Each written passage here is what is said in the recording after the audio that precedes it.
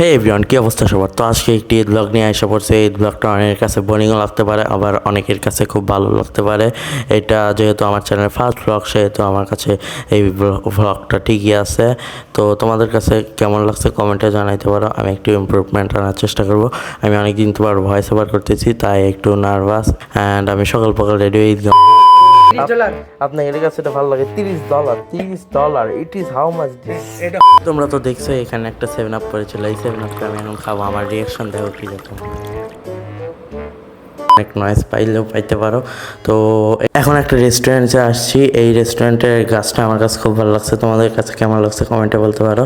And আমি এখানে একটা ফ্রেম দেখছি। এই ফ্রেমের মধ্যে মোস্তফা গেম ছিল। এই গেমটা তোমরা কারা কারা খেলছো কমেন্টে জানাইতে পারো। এর নাম হচ্ছে ক্লাসিক ডাইনো। এটা এখন প্লে স্টোরে থাকতে পারে, নাও পারে। তো ওইখানে আমাদের পিৎজাটাও চলে আসছে। এটা আমরা সবাই মিলে খাইছি। অ্যান্ড বাসায় যাওয়ার পালা। এখন বাসায় যাইতেছি। বাসায় এসে একটা পার্সেল পাইছি। পার্সেলটা আনবক্সিং করতেছি। এর মধ্যে ছিল একটা কফি ফোমার। তো আই হোপ তোমাদের এখন বকবকানিটা বোরিং লাগতে পারে। তো আমি এখন মিউজিকের সাথে আনবক্সিংটা তোমাদের সাথে শেয়ার করবো।